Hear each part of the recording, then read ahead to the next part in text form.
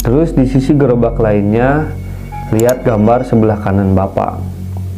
Ada yang sedang berdiri menatap tajam ke arah Ibu Betty dan anaknya yang lagi ngobrol dengan mata yang sendu dan bibir menyeringai kejam gitu. Kepalanya agak nunduk, darah netes-netes. Jujur gue panik banget. Oh iya, tangan yang merayap itu juga penuh luka dan darah segar. Yang di roti gue dan gerobak sate juga. Orang yang menyeringai juga wajah dan bajunya penuh darah. Gue gak bisa lihat, penuh tubuhnya karena kehalang gerobak.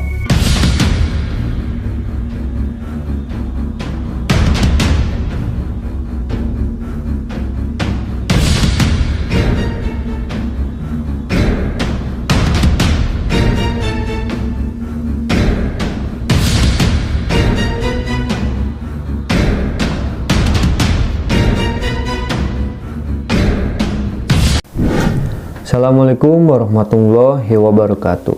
Balik lagi bersama saya Julian di Amarta Channel. Sudah masuk malam Jumat, waktunya kita cerita horor. Nah guys, di video kali ini saya akan menceritakan pengalaman horor yang berjudul Dikirimin Arwah Kecelakaan Satu Keluarga, yang langsung diceritakan oleh akun Twitternya Aira. Kalau kalian penasaran, langsung aja follow Twitternya. Nah, tapi sebelum kita mulai video kali ini, biar kami lebih semangat lagi buat video-video berikutnya, jangan lupa dukung terus channel kami dengan cara subscribe, like, dan juga komen, serta share video ini sekarang juga. Oke, langsung aja guys, berikut ceritanya. Nah guys, saya sengaja nggak baca dulu nih ceritanya, biar kita bisa baca bareng-bareng. Oke, langsung aja ya. Kejadian ini gue alami sendiri di tahun 2015 di sebuah kafe rumahan di salah satu kota di Sumatera. Jadi waktu itu gue nyewa salah satu lapak di kafe itu. Konsepnya kafe rumahan tapi modelnya kayak food court. Jadi gue nggak sendiri di sana. Ada lapak sate padang, lapak jus, lapak nasgor, dan lapak mie ayam. Gue sendiri dagang makaroni panggang dan burger. Gue lupa banget berapa lama buka lapak di sana. Tadi gue nyari-nyari buku catatan penjualan, gue kagak nemu. Kurang lebih 10 bulan deh, barusan nanya nyokap. Niat awalnya gue ngontrak 1 tahun. Nah, karena kejadian ini, akhirnya gue cuman bertahan 10 bulan. Seperti biasa, untuk membunuh waktu menunggu para pelanggan datang, gue selalu baca novel. Gue duduk di dalam lapak gue, waktu itu sedang azan Isya. Biasanya kafe pasti ramai setelah sholat Isya. Gue masih santai dengan novel gue, sambil sesekali melirik pintu masuk kafe, karena asap si sate udah mulai ngebul. Biasanya karena ada yang mesan sate, tapi ternyata nggak ada yang masuk. Jadi Kang Sate inisiatif sendiri biar pada datang gitu. Gue balik lagi baca novel sambil lumayan heran, kenapa belum ada yang jajan ke kafe kita. Biasanya jam 8 malam itu, gue dan yang lainnya udah sibuk nyiapin pesanan. Biasalah, gue ngobrol-ngobrol sama Kang Sate dan karyawan di sana sambil bercanda-bercanda. Posisinya kita ada di depan lapak masing-masing. Nanti gue kirim gambarnya ya, biar pada bisa bayangin posisi kafe gue. Nah ini dena kafe gue itu ya. Hampir setengah 9 malam, ada beberapa anak muda yang masuk tuh. Nah, kita semua balik kandang dah. Kebetulan ada yang pesan burger ke gue. Alhamdulillah, gerak juga badan. Habis gue anterin pesanan ke meja mereka, gue balik lagi, duduk di lapak gue sambil main HP. Nah, gak ada lagi tuh yang datang sampai setengah 10. Gue lumayan bete sih. Maksudnya, tumben amat kafe sepi. Walau mereka kadang dateng gak mesen dagang gue, tapi lihat kafe tuh seneng aja gitu. Karena gue bete dan bosen juga main HP, gue nyender tuh di bangku sambil lihat ke arah langit awalnya. Oh iya, pinggir rumah ini ada pohon gede banget dan selalu ada Miska. Nah kalau kalian penasaran, Miska itu sosok kuntilanak. Cuman di sini inisialnya Miska gitu. Nah, tapi dia nggak pernah ganggu apalagi iseng gitu. Cuma duduk manis aja cengar-cengir gitu. Sambil mandangin langit, gue nggak sengaja ngarah ke atas pohon dan gue lihat Miska lagi duduk di sana. Tapi ngebelakangin gue. Setahu gue, dia itu duduk nggak pernah pindah posisi. Selalu ngadep ke arah gue. Kalau dari lapak gue sih emang nggak pernah kelihatan wajahnya. Karena ketutup atap lapak gue gitu. Jadi cuma bisa lihat gelanjutan kaki dan rambutnya di bagian belakang gitu. Nah, kalau gue duduk di salah satu meja deket pohon baru deh kelihatan tuh. Tapi jujur aja, gue nggak pernah mau lihat wajahnya. Kalaupun gue harus ngedongkak gitu, gue batasin cuma sampai leher doang. Takut gue juga. Malam itu si Miska ini ngebelakangin gue. Karena gue lihat rambutnya dari arah punggung. Mungkin bosen kali ya mendangin gue mulu. Tapi gue ya bodo amat lah sama dia. Gue balik lagi mendangin langit. Dan seketika itu gue langsung arahin pandangan gue ke arah pintu masuk. Karena ada yang ganggu penglihatan gue. Nah, di sini baru mulai horornya guys. Perhatiin deh denah kape di atas ya. Jadi di bagian kiri pintu masuk itu adalah lapak mie ayam dan sekarang kosong karena orangnya pulang kampung. Jadi di gerobak mie ayam itu cuma dipasangin lampu aja biar nggak gelap. Gue lihat di sudut gerobak mie ayam dari arah luar yang notabene adalah parkiran motor. Awalnya gue curiga, takutnya itu orang jahat lagi ngindai kita untuk maling motor. Karena malam itu kafe sepi dan gerombolan anak-anak gaul tapi udah pada pulang dan motor yang tersisa adalah motor para karyawan kafe. Gue perhatikan sekeliling gue kok pada nggak ngeh sih ada orang yang ngintai gitu. Gue lihat karyawan kafe dan karyawan sate pada sibuk sendiri. Ada yang ngobrol, ada yang main HP, ngisi TTS. Dan di meja tengah ada yang punya kafe namanya Ibu Betty. Lagi ngobrol juga sama anaknya di sana. Gue mikir-mikir, masa iya sih nggak ada satupun yang lihat tuh bapak-bapak lagi ngintip-ngintip gitu. Padahal yang mengarah ke lapak mie ayam juga ada beberapa orang. Sementara posisi gue dengan bapak yang ngintai itu lumayan jauh. Makin lama gue perhatiin dengan detail orang yang di ujung itu. Tapi setiap gue mau ngomong manggil Kang Sate dan karyawan kafe, nggak bisa. Suara gue nggak keluar gitu. Gue panik karena gue takut motor di depan hilang. Gue beranjak dari tempat. Gue juga nggak bisa. Gue nggak bisa berdiri tapi nggak bisa move gitu. Gue awalnya mau nyamperin tuh orang, mau usir gitu tapi kaki gue nggak bisa gerak. Suwe emang, dan herannya gue berasa aneh. Gue lihat orang-orang kok kayak mematung semua. Penglihatan gue kayak dibatasin kelambu. Pokoknya aneh deh. Gue masih belum sadar itu ya. Sambil gue berdiri, orang itu makin gue perhatiin dan gue baru sadar kalau orang itu penuh darah dari mulai kepala, wajah, dan baju penuh darah. Sebelah matanya hampir keluar gitu. Darah dari kepalanya masih netes-netes dan masih segar banget. Gue lemes dong. Gue nggak tahu itu apa, siapa dan ngapain dia ngintip sampai berdarah-darah gitu. Sejak pagi gue di sana. Sampai di mana gue lihat dia malam itu nggak ada kecelakaan ataupun perkelahian di depan kafe gue dan sekitarnya. Jadi posisi orang yang ngintai dengan berdarah-darah itu yang gue gambar di pojok kiri atas dekat parkiran motor, atau baru banget abis berantem gitu. Karena kalau lihat kondisinya dengan darah segar gitu, pasti itu baru banget kecelakaan kan, atau baru banget abis berantem gitu. Dan gue yakin banget dengan keadaan yang kayak gitu gak mungkin hidup, apalagi bisa berdiri lama banget. Karena gue fobia darah, ini gue ngetik sambil nangis karena harus ngebayangin darah segar lagi gitu. Aduh, oke lanjut lah. Karena gue yakin itu adalah darah, gue tiba-tiba lemas dan langsung duduk sambil nahan mual dan nangis. Pas gue lagi megangin perut sambil setengah ngeringkuk gue buat nahan mual, gue denger bungkusan roti burger kayak ada yang ngeremes gitu. Lo tau kan plastik kaca untuk bungkus roti?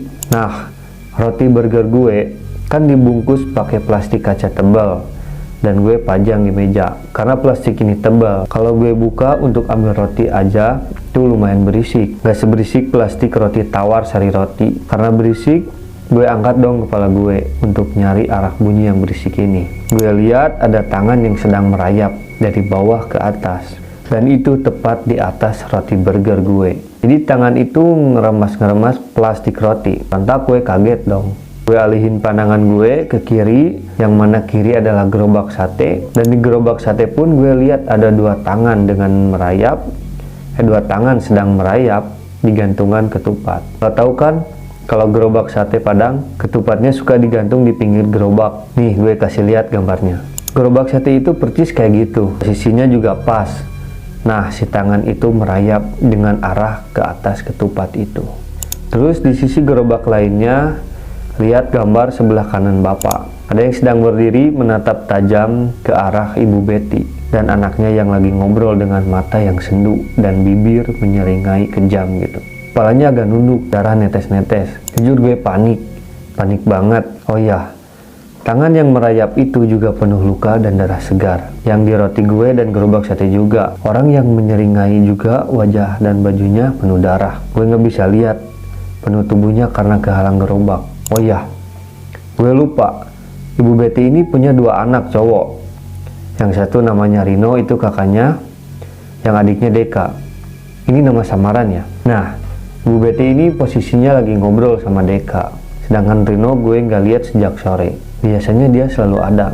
Kejadian gue lihat penampakan itu lumayan lama sih. Menurut gue ya, sekitar 15 atau 20 menit deh. Yang dimana gue nggak bisa ngapa-ngapain, cuma bisa bengong, dan tiba-tiba semua hilang gitu. Pas ada nyokap gue datang nyamperin gue buat jemput. Tadi gue bilang kan, kalau penglihatan gue seakan-akan kayak dibatasi kelambu gitu. Nah, pas nyokap datang, semua kayak kembali normal gitu. Jadi apa yang gue lihat semuanya jernih. Gue bingung deskripsiinnya kayak gimana dah. Pas nyokap datang tuh, cuma buat absen doang gitu. Kayak ngabarin, ayo siap-siap pulang, karena udah hampir jam 11 malam kalau nggak salah. Maaf gue rada lupa ya. Terus nyokap nyamperin Bu Betty di meja kafe itu ikut ngobrol. Asli gue kayak orang linglung waktu itu.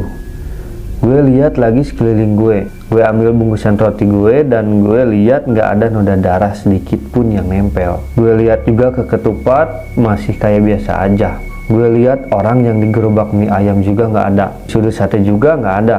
Pas gue dan yang lain pada beberes, gue kaget ada yang mukul meja kenceng banget. Ternyata Bang Rino. Sontak gue langsung lihat ke arah suara. Gue lihat Bang Rino mukanya merah nahan marah gitu. Semua pada heran dong dan ngumpul di dekat meja Ibu Betty termasuk gue. Bang Rino teriak, sensor aja ya di sini. Kita dikerjain. Semua pada bingung. Bu Betty langsung nanya, dikerjain apa?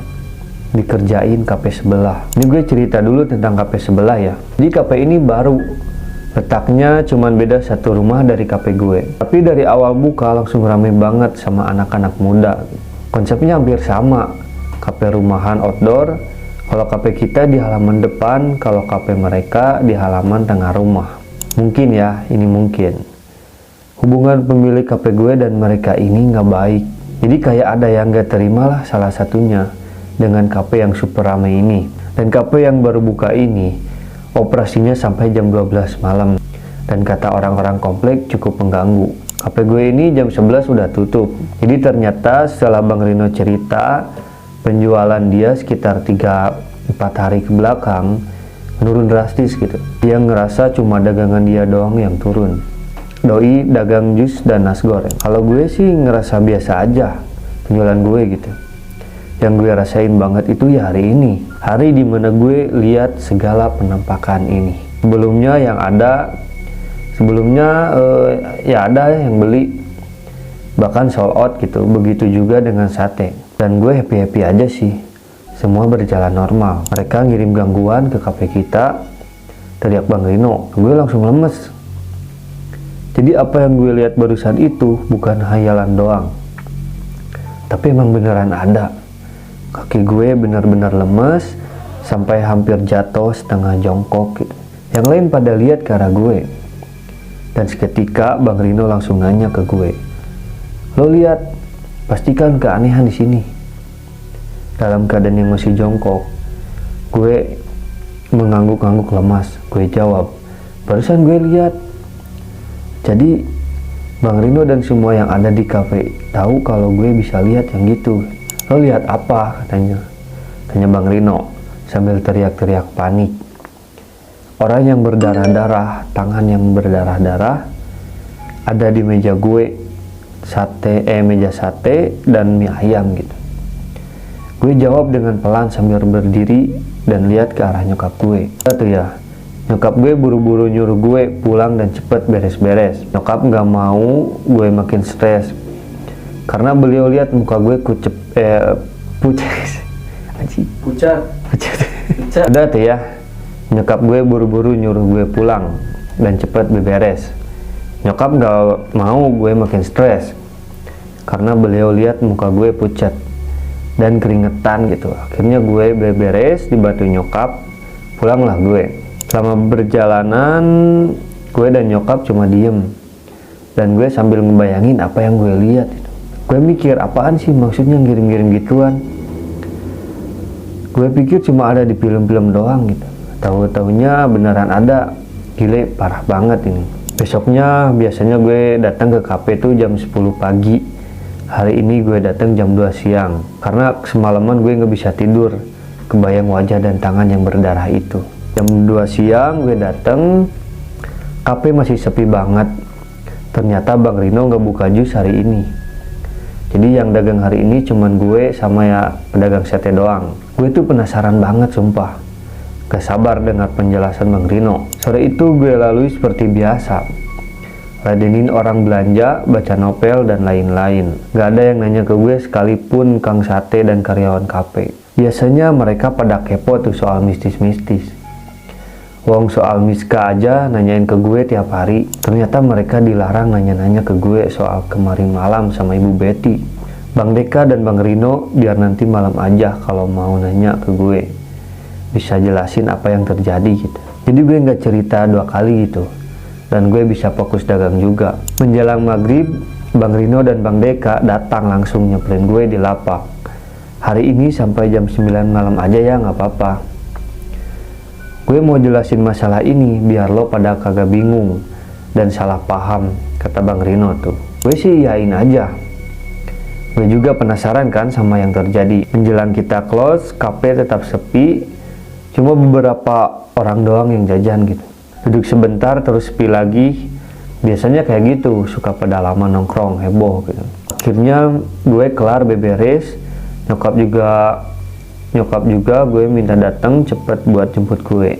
Jam 9 lewat dikit. Gue duduk di bangku kafe sambil main HP dan nungguin Bang Rino dan Bang Deka datang.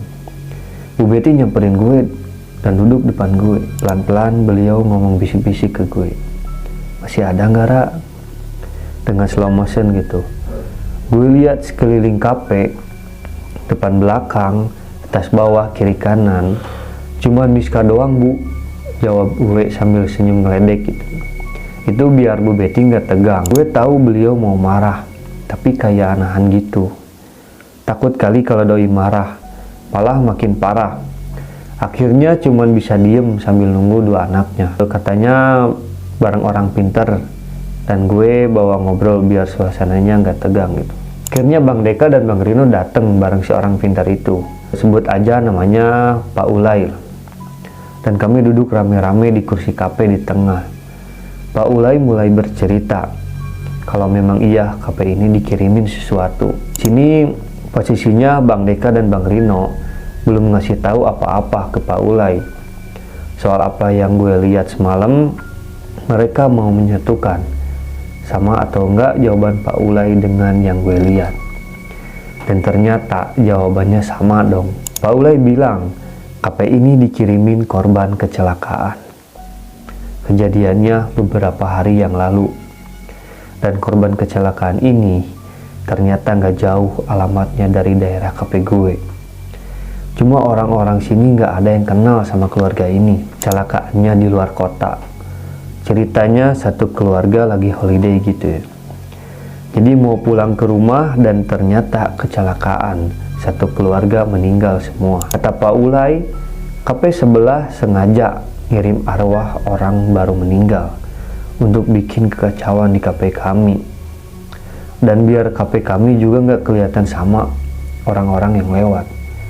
Jadi kalau dilihat orang, kafe kami itu tutup terus gitu. Dan pindah ke kafe sebelah. Akhirnya gue ceritain apa yang gue lihat semalam. Dan apa yang gue sebutin, semua diiyain sama Pak Ulay. Dari penampakan di gerobak mie ayam, roti burger, di ketupat sate, semua yang sama apa yang dilihat Pak Ulay. Akhirnya malam itu kafe kami dibersihkan sama Pak Ulay. Suasana di sana makin tegang, kami pun semua tegang. Gak ada yang berani bersuara. Gue cuma bisa diem duduk di lapak gue sambil merhatiin Miska di atas pohon yang cuek bebek dalam masalah kami gitu. Setelah malam itu kami kembali seperti biasa. Semua berjalan normal kembali. Kafe rame kayak biasa. Dan jujur aja gue nggak tahu apa yang dilakuin Bang Deka dan Bang Rino ke kafe sebelah. Karena nggak lama dari kejadian itu kafe sebelah tutup. Kurang tahu juga sih berapa lama kafe sebelah bertahan setelah kejadian yang mereka lakuin ke kafe kami.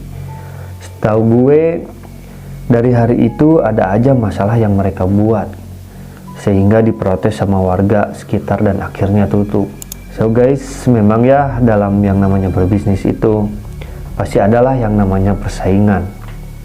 Gak cuma bisnis makanan sih, dalam hal apa aja pastilah ada yang namanya persaingan. Dan gak jauh-jauh juga dari hal goib kayak gitu. Gue memang percaya dengan hal goib.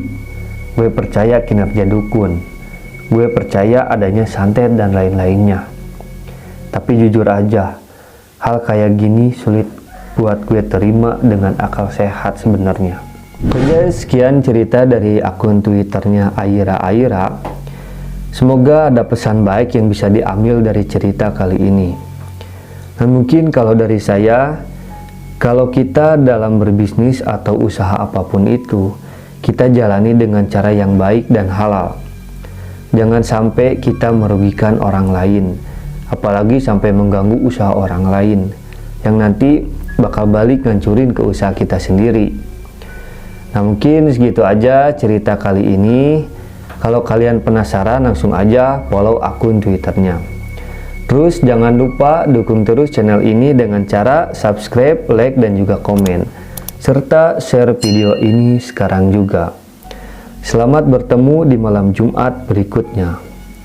Saya Julian, Amarta Channel, undur diri. Wassalamualaikum warahmatullahi wabarakatuh.